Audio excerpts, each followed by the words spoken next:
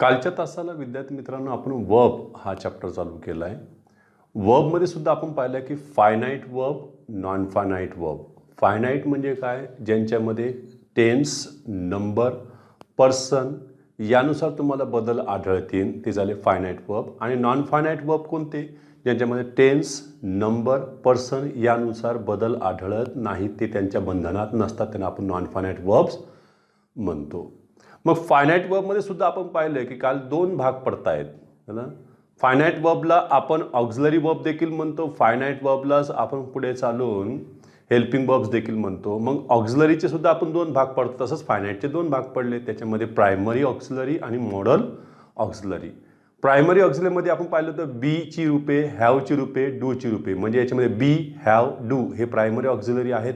आणि त्यांची पुढे मग टेन्स, नंबर, पर्सन यानुसार तुम्ही काय करतायत, त्यांची रूपे पाडतायत. मॉडल ऑक्झिलरी देखील पाहिले आपण, एकूण 13 संख्या, त्याच्यामध्ये will, shall, can, may, would, should, could, might, must, ought to, used to, needn't, daren't असे त्यांची किती 13 आहेत.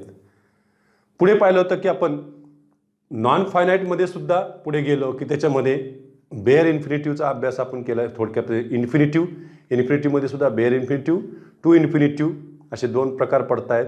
त्याच्यानंतर पार्टिसिपल्सचे 3 भाग पाडले होते आपण. प्रेझेंट पार्टिसिपल ज्याला आयएनजी पार्टिसिपल देखील म्हणतात, पास्ट पार्टिसिपल ज्याला ईएन पार्टिसिपल म्हणजे क्रियापदाचे तिसरे रूप, आणि शेवटी घेतलं होतं आपण परफेक्ट पार्टिसिपल. तर त्यातलंही आपण काल एक minute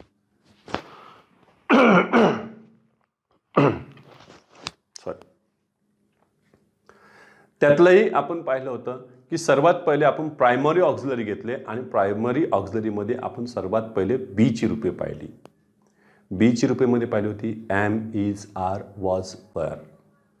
M, is, are, was, वेअरमध्ये एक पाहिले बघा, काल जे पाहिलंय ते याच्यात सर्वात पहिले बीची रूपे आणि मग त्यांचे उपयोग पाहिले होते आपण. एम, इज, आर, वॉज, वर.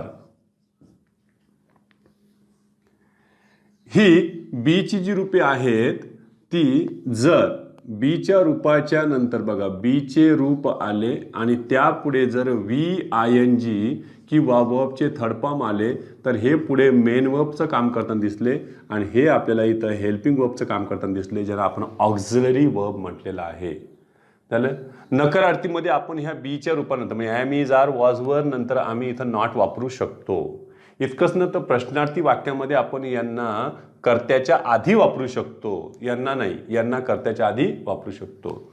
आणि जर सेंटेन्समध्ये बीचे रूप आले आणि त्यानंतर तुम्हाला व्ही, आय एन जी आढळले नाही किंवा V3 सुद्धा आढळले नाही, त्यावेळेला हे ऑक्झिलरी वर्ब न राहता हे स्वतःच काय बनते, मेन वर्ब बनते. लक्षात ठेवा. हे आपण काल पाहिलं बीचे रूपांचं. आणखीन एक पाहिलं शेवटी संक्षिप्त रूपे बीची सुद्धा पाहिली. त्यामध्ये फक्त वर्तमान काळी रूपेच संक्षिप्त रूपात वापरली जातील, ती पण फक्त सर्वनामाला जोडली जातील, नामाला नाही. हे देखील आम्ही काल पाहिले. संक्षिप्त रूपामध्ये आय एम, त्याच्यानंतर हीज, शीज, इट्स, ना. त्याच्यानंतर तुम्ही इथं घेतलं we, were, you are, they R.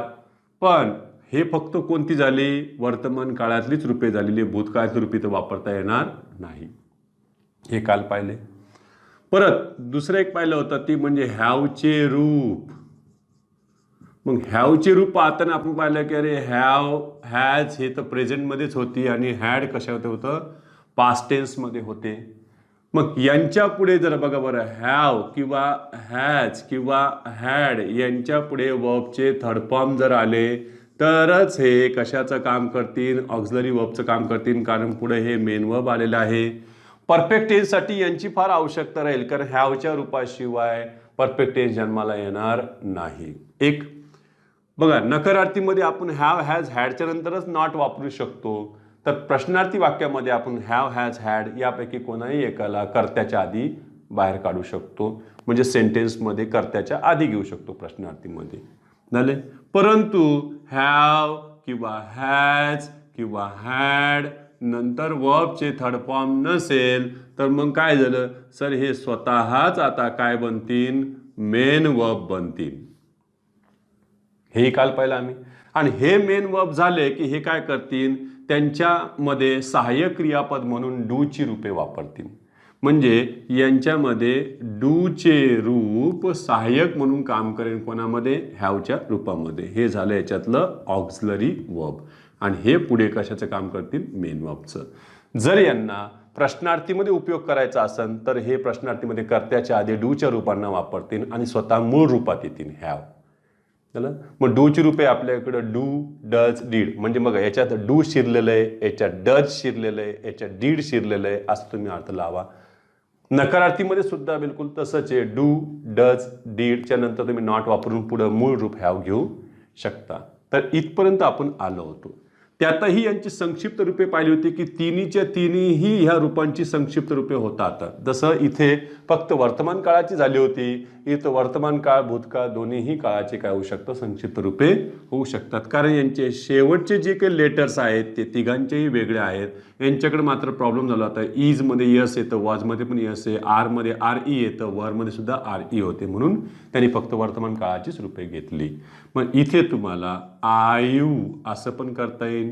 त्याच्यानंतर तुम्ही ही घेतलं तर हीज, हीला तुम्हाला डी लावलं तर हीड. पुन्हा म्हणतील सर इथं पण हीज होतं, इथं पण हीज होतं. ते सुद्धा आम्ही काल फरक पाहिला की ही इज केव्हा असतं, ही हॅज केव्हा असतं, आणि ही हॅजमध्ये मेन वर्ब असेल तर त्याच्यामध्ये डज केव्हा असतं ते देखील काल पाहिला. आज आपल्याला पुढे पाहायचं आहे ते म्हणजे सी, तिसऱ्या क्रमांकाचा आहे आणि महत्त्वाचा आहे. ते म्हणजे डूचे रूप व त्यांचे उपयोग. डूच्या रूपाचे उपयोग सुद्धा आपल्याला आले पाहिजे. डूची रूपे कोणकोणती आपल्याकडे, डू, डज हे तर वर्तमान काळामध्ये आहे आणि डीड हे पास्ट टेन्समध्ये आहे. बघा यांच्याकडे सर्वात पहिले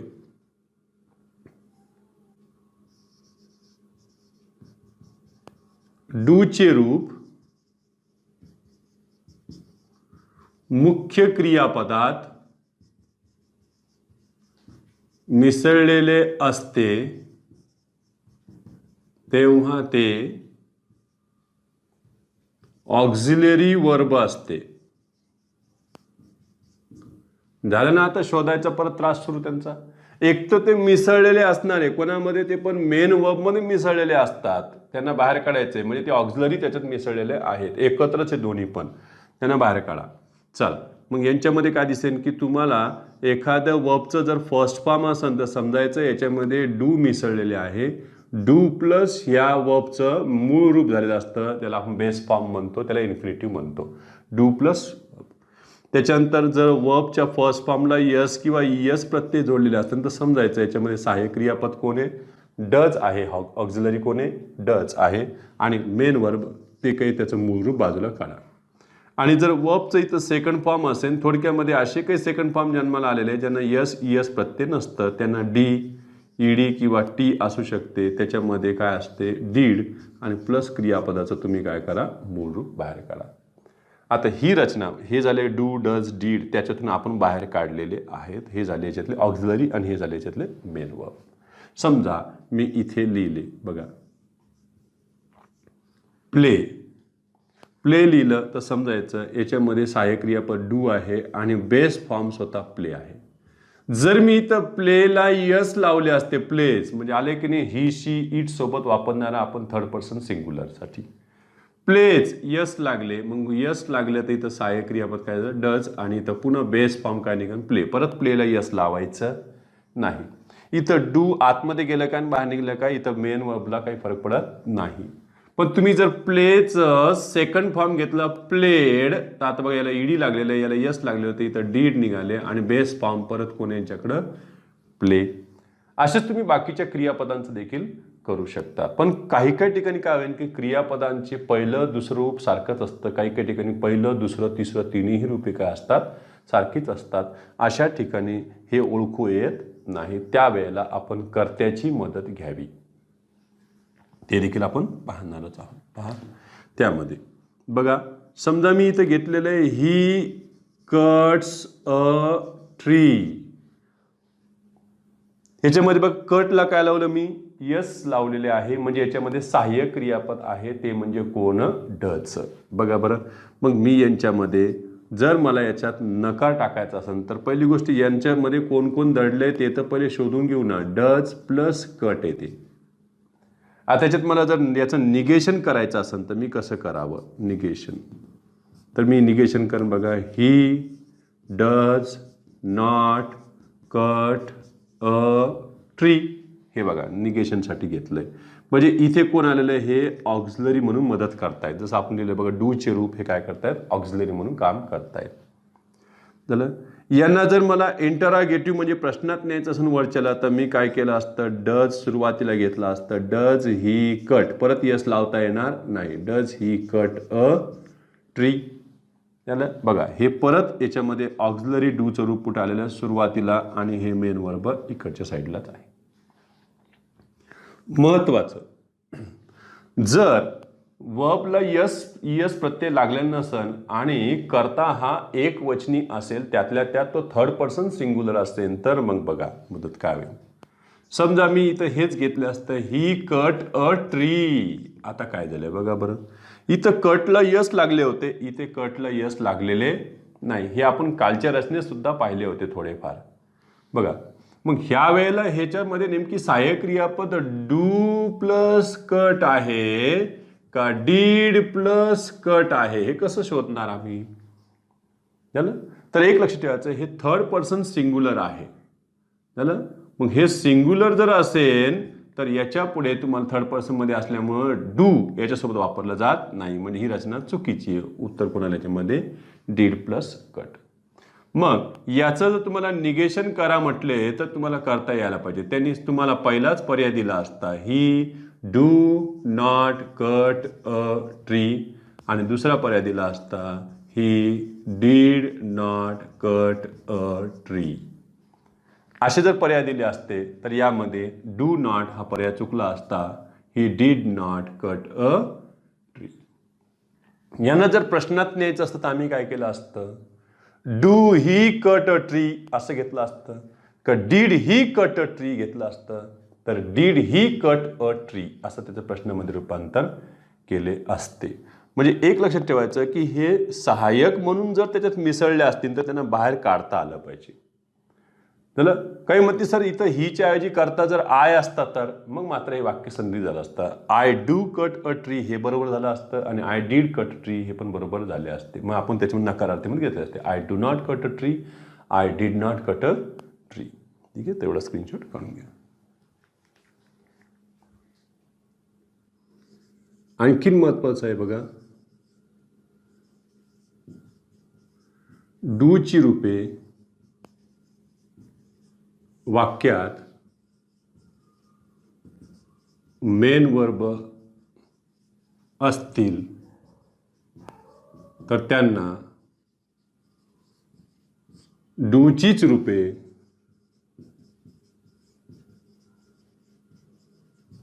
सहाय्यक क्रियापद म्हणून मदत करतील.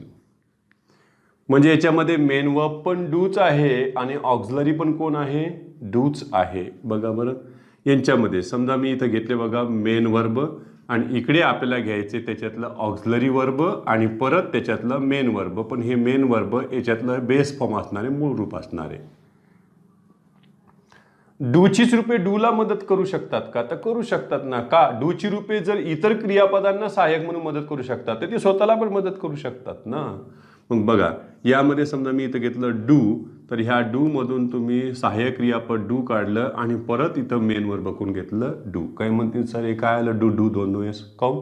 तुम्ही असे वाक्य नाही ऐकले का. How do you do how do you do what do you do तू काय करतोस व्हॉट डू यू डू. मग काय हे सेंटेन्स तुम्ही ऐकलेले असतीलच ना काही ठिकाणी. व्हॉट डू यू डू असं जर त्यांनी प्रश्न केला तर याच्यातलं पहिलं जे डू आलेलं आहे कर्त्याच्या आधी ते ऑक्झिलरी आहे. कारण सब्जेक्टच्या आधी जे येत असतात ते ऑक्झिलरी असतात. मेन वर्ब नंतर असतात. झालं. बघा हे झालं याच्यातलं ऑक्झिलरी आणि हे झालं याच्यातलं मेन वर्ब.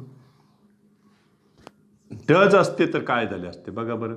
काही नाही डज असते तर याच्यातलं ईएस काढून आम्ही इथं डज घेतले असते आणि बेस फॉर्म डू घेतले असते. त्याच्यानंतर मी इथं डीड घेतले असते तर काय झालं असतं, अरे याच्यातलं आय डी काढून इथं काय केलं असतं, आम्ही डीड केले असते आणि बेस फॉर्म काय घेतलं असतं, डू घेतलं असते. आधी नाही का इतर क्रियावाचक क्रियापद इथं आले होते, आता फक्त डू आलेलं इथं कोणतंही क्रियावाचक क्रियापद नाही, त्याच्यामुळे त्याचा वापर झालाय. बघा बरं, समजा मी इथं घेतलंय ही डज इट, तो ते करतो, तो ते करतो. सर याच्यामध्ये डज हे काय आहे, ऑक्झिलरी आहे का मेन वर्ब आहे, तर हे याच्यातलं मेन वर्ब आहे. जर याच्यात आता मला नकार द्यायचा असता तर काय केले असते, बघा बरं, मला निगेशन द्यायचं असेल तर मी असं करेन ही डज नॉट इट, असं करणार आहे का मी, नाही. मग याच्यातलं बेस फॉर्म कोण राहिलंय, डू. बघा he does not do it. याला जर मला इंट्रागेटिव्ह म्हणजे प्रश्नात रूपांतरित करायचं असतं वरच्या वाक्याला, तर मी असं केलं असतं डज ही इट, असं झालं असतं का फक्त डज ही इट, नाही. डज ही याच्यातलं बेस फॉर्म कोण घेतलं असतं मी, do. Does he do it हे झालं याच्यातलं ऑक्सिलरी, ते काम करत आहे. बघा आणखीन मी इथे घेतलंय they did a good job. मग डीड काय झालं याच्यातलं, सर डीड याच्यातलं हे मेन वर्ब झाले. मला जर याचं निगेशन करायचं असतं, अर्थ बदला किंवा नका बदलो काही फरक नाही पडत, मला फक्त इथलं नॉट वापरून दाखवा. काय येईल, they did not do a good job. काहींना अर्थ बदलायचा असेल ते बॅड जॉब घेतील तिथं, झाले. आणि याचं जर त्यांना इंटरॅगेटिव्ह करायचं असेल वरच्याचं, तर काय केलं असतं त्यांनी, डीड दे डू जॉब. बघा याच्यातलं हेल्पिंग वर्ब आलेलं आहे डीड. याच प्रकारे बघा डू डज डीड तुम्ही काढू शकता. बघा त्याच्यामध्ये व्हॉट डू यू डू म्हणजे डूचा वापर केलेला आहे, हाऊ डू यू डू डूचा वापर करता येईल तुम्हाला. हे झालं यांच्यामध्ये डूची रूपे काय असतील, जर मेन वर्ब असतील तर त्यांना ती हेल्पिंग म्हणून सुद्धा स्वतःला मदत करतील. हे झालं याच्यामध्ये. आतापर्यंत आपण बीची रूपे घेतली, हॅवची रूपे घेतली आणि आता डूची रूपे घेतलेली आहे. तर एवढा स्क्रीनशॉट काढून घ्या.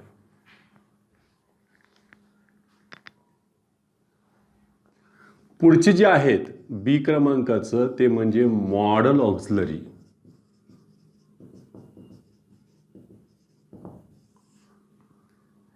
मॉडल ऑक्झिलरीमध्ये बऱ्याच ठिकाणी काय होतं, अर्थासाठी त्याचा वापर केलेला असतो की बऱ्याच प्रकारचे मूड तो दाखवण्याचं काम करतो. जसं बघा बरं, मूड ऑल येथून तयार झालेला तो शब्द. बघा याच्यातलं एक ओ कॅन्सल झालं, एक एल कॅन्सल झालं आणि शब्द तयार झाला मॉडल. मॉडल ऑक्झिलरी, मॉडेल नाही मॉडल, मॉडल ऑक्झिलरी झालं.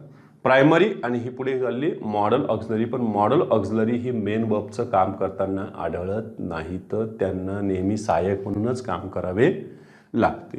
ही मॉडल ऑक्झिलरी जर पाहिली तर त्याच्यामध्ये तुम्ही एक यादी जर घेतली तर याच्यात बघा बरं, विल, शॅल, कॅन, मे यांचे तुम्ही पास्ट फॉर्म्स घेऊ शकता. वूड शॅलचं, शूड कॅनचं, कूड मेचं, माइट,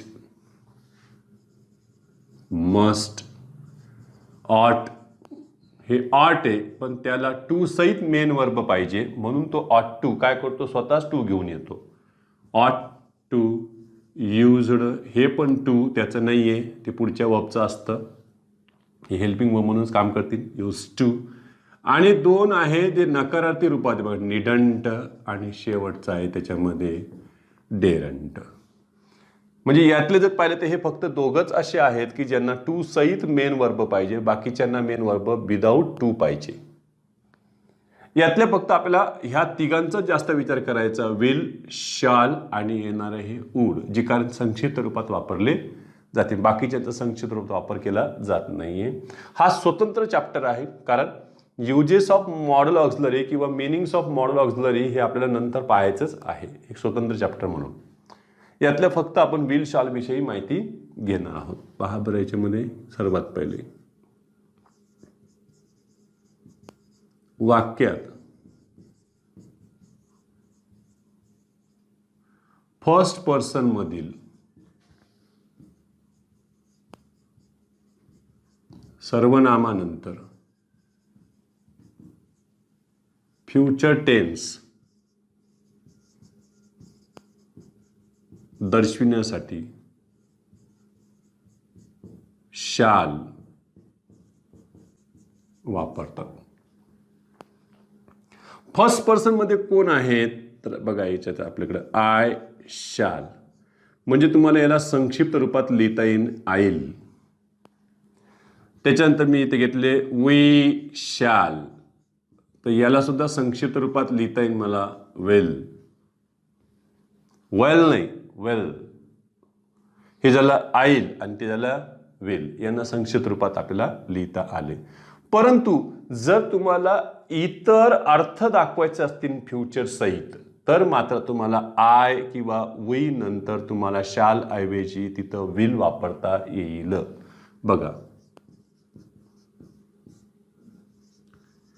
इतर अर्थ दर्शविण्यासाठी आय किंवा वी नंतर विल वापरता येते. पण महत्वाची गोष्ट, परंतु विल हे संक्षिप्त रूपात वापरू नये, कारण इतर अर्थ दाखवायचे आहेत तुम्हाला, मग त्यामध्ये काही अर्थ निघतील का पहा बरं. समजा मी इथं दिलं बघा बरं, आय शाल हेल्प यू, असं जर मी सेंटेन्स घेतले तर मला याला संक्षिप्त रूपात घेता येईल. म्हणजे याला असं देखील करता येईल मला, आय विल हेल्प यू. पण याच्यामध्ये फक्त फ्युचर टेन्सचा बोध करून दिलेला आहे त्यांनी, फ्युचर ॲक्शनचा झाले. म्हणजे यामध्ये फक्त तुम्हाला फ्युचर टेन्सचा बोध झाला आहे. पण तुम्ही जर असं घेतले बघा बरं, आय विल हेल्प यू, आता यांचं मिनिंग मात्र तुम्हाला सांगावं लागेल.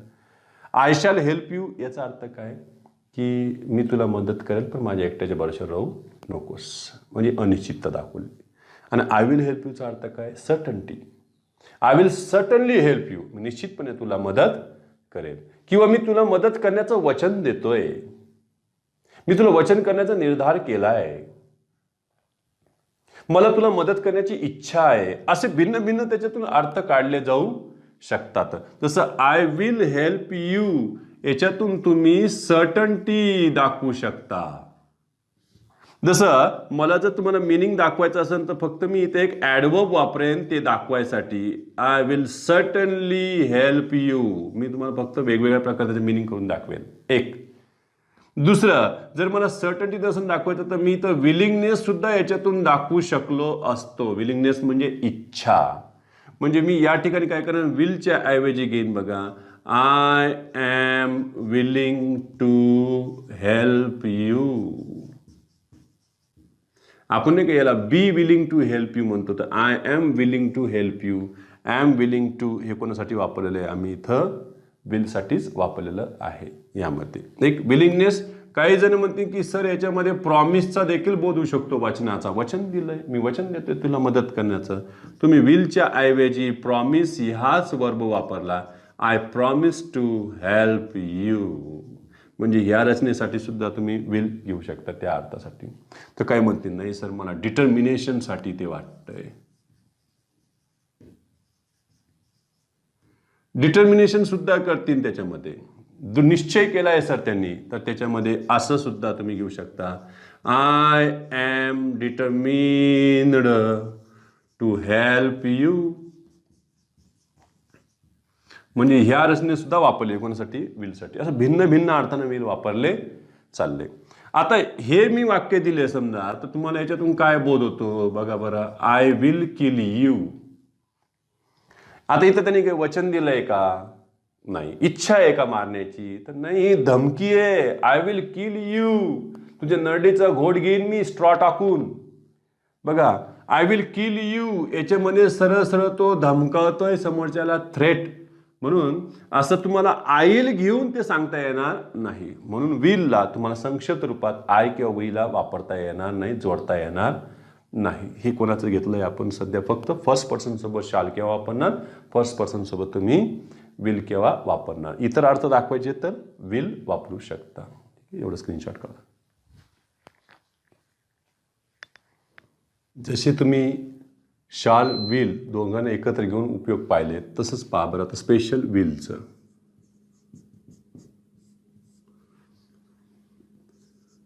एक नंबर, वाक्यात सेकंड किंवा थर्ड पर्सन सोबत विल हे फ्युचर टेन्स दर्शविण्यासाठी वापरतात. तसेच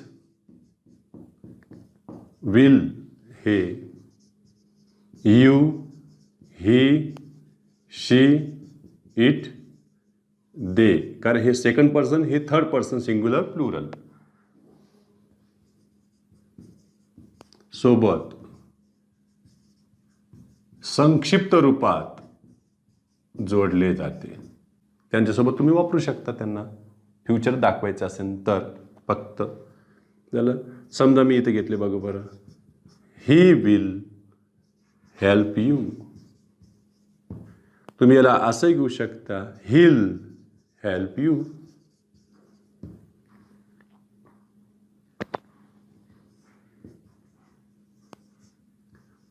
दे विल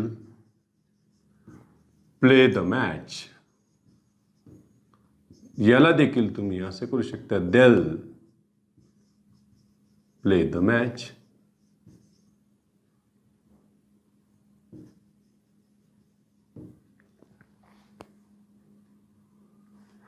पण तुम्हाला इतर अर्थ दाखवायचे असतील तर आला प्रश्न परत. आता बघा बरं,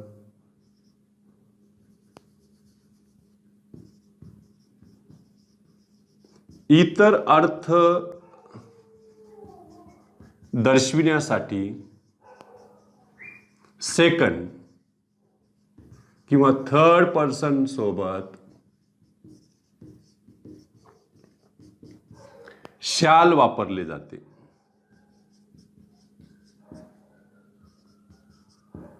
परंतु शाल हे संक्षिप्त रूपात वापरले जात नाही. नाही तर परत अर्थांचा गोंधळ होईल. यामध्ये पहा दिले उदाहरण, यू शॅल बी हेल्प्ड. तुला मदत केल्या जाईल. झालं. म्हणजे इथं आम्ही अश्युरन्स दिलेलं आहे, वचन दिलेलं आहे, आश्वासन दिलेलं आहे समोरच्याला. You shall be help. Your brother shall be given all kinds of help. प्रत्येक प्रकारची त्याला मदत केली जाईल. बघा बरं, यू शॅल बी हेल्प्ड याच्यामध्ये म्हणजे काय, आय विल हेल्प यू या अर्थाने ते वाक्य आहे खरं तर. यू शॅल बी हेल्प्ड याच्यामध्ये मग शॅल आला, याच्यामध्ये अर्थ आला प्रॉमिस किंवा अश्युरन्स. एक दुसरं बघा,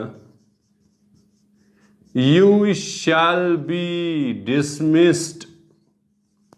एखादं म्हणतं ना, you shall be fired out. हाकलून दिन बेट्या जास्त नाटकं केले तर, म्हणतो ना आपण त्याला धमकावल्यासारखं बोलतो. यू शॅल बी डिसमिस्ड याच्यातून त्यांनी त्याला थ्रेट धमकावल्यासारखं केलंय. दुसरं बघा, you shall finish the work in given time. दिलेल्या वेळेत तू पूर्ण कर म्हणजे त्याला कमांड किंवा ऑर्डर दिलेलं आहे यू शॅल मध्ये. याच्यामध्ये तुम्हाला इथं विल वापरता येणार नाही. भिन्न अर्थ दाखवायचे असेल तुम्ही शाल वापरा त्याचा, परंतु संक्षिप्त रूपात वापर करू नका. तर एवढा स्क्रीनशॉट काढून घ्या. पुढचं एक संक्षिप्त रूपासाठी घेतोय आपण, ते म्हणजे वूड. बघा,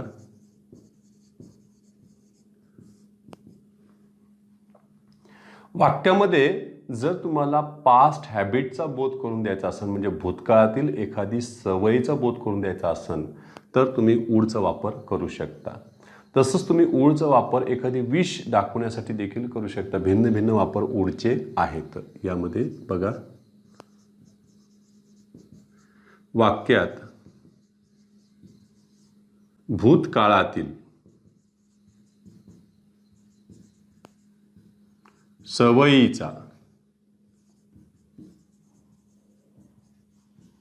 बोध करून देण्यासाठी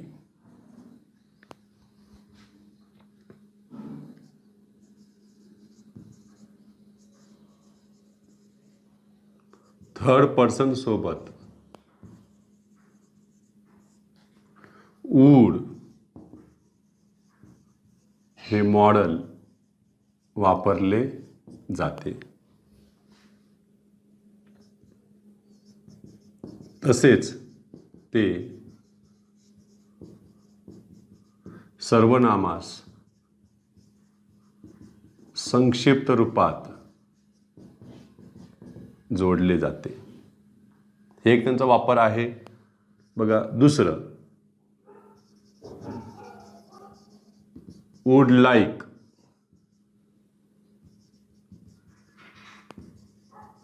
या रचनेतून विश, इच्छा व्यक्त केली जाते. यांचाही वापर होईल त्यांच्यामध्ये. मग यामध्ये तुम्ही फर्स्ट पर्सन सेकंड पर्सनही वापरू शकता घ्यायचं असेल तर. मिळून एकत्रच घेतले मी. ही वूड सीट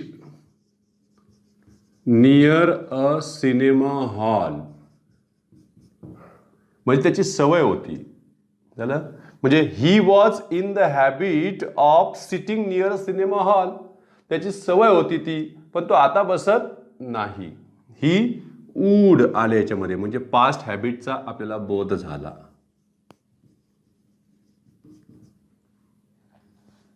याला मला संक्षिप्त रूपात लिहिता येईल असं बघा. He'd sit near a cinema hall. याही पद्धतीने मला वाक्य वापरता येईल. झालं बघा. दुसरं मी दिलंय, I would like to help you. मला आपल्याला मदत करण्याची इच्छा आहे. काही जण म्हणतात ना, I would like to ask you a question. मला आपल्याला प्रश्न विचारायचा आहे. झालं. मग वूड लाईकची तर रचना आलेली आहे बघा. म्हणजे याच्यातून तुम्ही विश व्यक्त केलं, विलिंगनेस व्यक्त केलेला आहे. याला सुद्धा तुम्हाला संक्षिप्त रूपात लिहिता येईल असंच बघा. I would like to help you. पण एक लक्षात ठेवायचं, फर्स्ट पर्सन सोबत सेकंड पर्सन सोबत तुम्हाला पास्ट हॅबिट दाखवायसाठी वूड वापरता येणार नाही. ते संक्षिप्त रूपात त्यांना वापरता येणार नाही. तर हे झालं वूड. मग आता काहींसमोर प्रश्न निर्माण झालाय की सर, आम्ही विल शॉल कसं ओळखायचं हे कळलं, पण आता हे डी वाला मेंबर हा तिसऱ्यांदा आलाय. कारण याच्या आधी पण बघा बरं आपण काय काय घेतले होते, आठवा. ही हॅड, आणि ही हॅड प्लस वर्बचं थर्ड फॉर्म होतं, त्यावेळेला हे ऑक्झिलरी होते. यालाही संक्षिप्त रूपात आपण असेच घेतलेले बघा. हीड एक. दुसरं, त्याच्यामध्ये ही हॅड सोबत वर्बचं थर्ड फॉर्म नव्हते, तेव्हा हे याच्यातलं मेन वर्ब होतं. यालाही आपण संक्षिप्त रूपात असेच घेतलंय. आता काय झालंय सर, ही वूड आले, पण ही वूड सोबत कोण आलं बघा बरं, बेस फॉर्म मूळ रूप आले. याला आपण असे घेतले. मग आता तिघांच्या ओळखायच्या पद्धती काय की यांच्यानंतर जर थर्ड फॉर्म आले तर काय समजायचं, ते हॅड आहे. कारण हे क्वेश्चन टॅगमध्ये आपल्याला काय करतात, त्रास देऊ शकतात. झालं. तसंच आणखीन एक आहे बघा की शूड. शूडसाठी सुद्धा, शूडच्या रचनेसाठी सुद्धा हॅड बेटर वापरले जाते. ते देखील आपण इथं घेऊन बघू.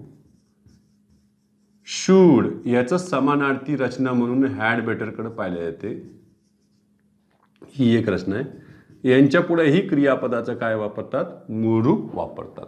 पण तो शूडला आपण संक्षिप्त रूपात नाही वापरू शकत, पण हॅड बेटर मधलं हॅडला संक्षिप्त रूपात वापरले जाऊ शकते.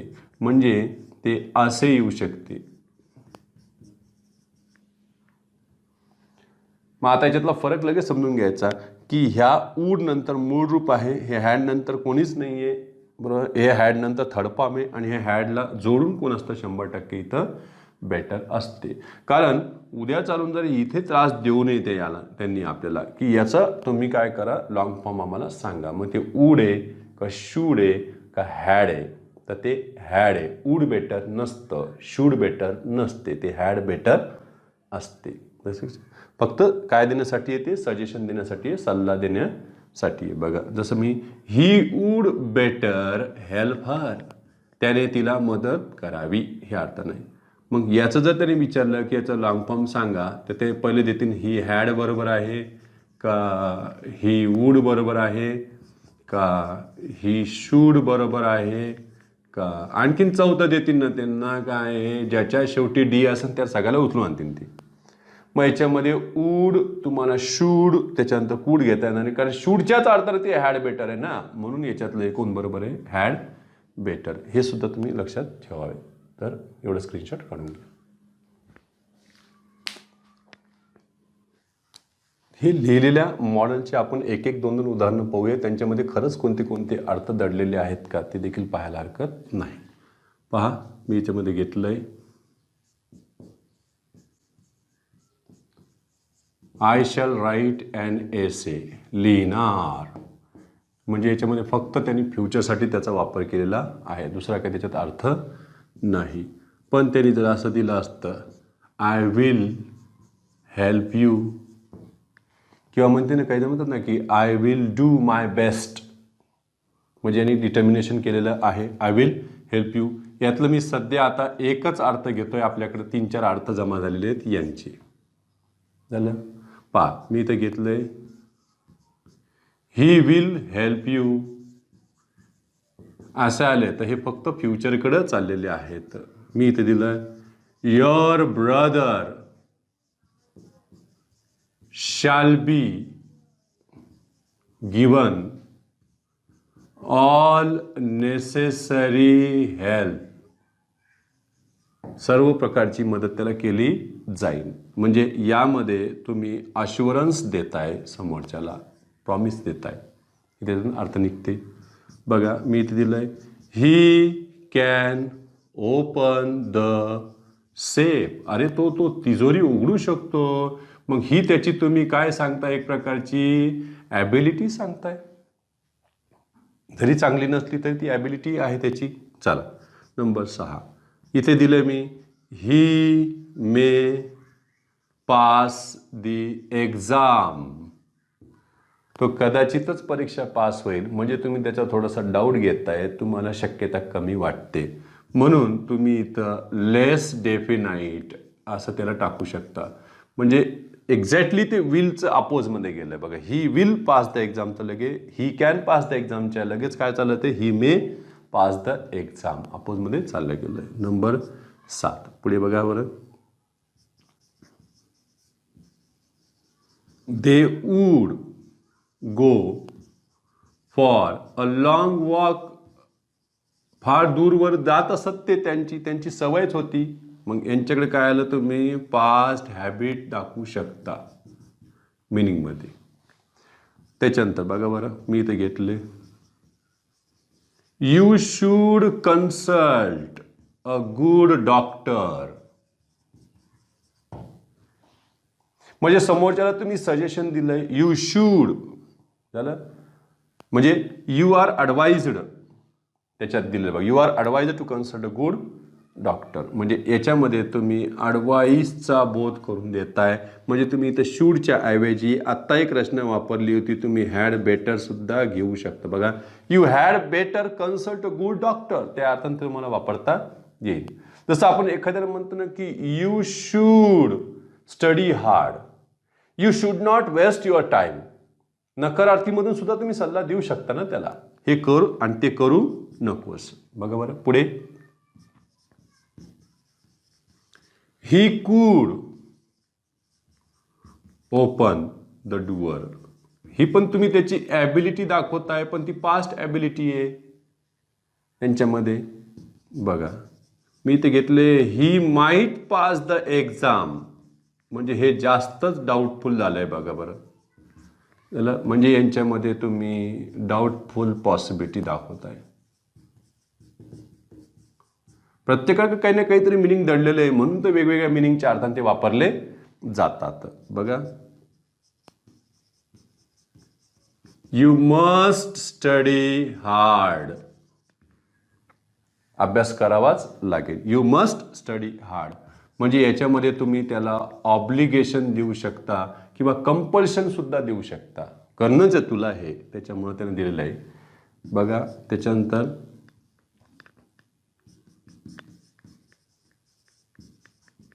वी ऑट टू हेल्प हर. आपण तिला मदत केली पाहिजे. म्हणजे यांनी याच्यात कशाचा बोध करून दिला?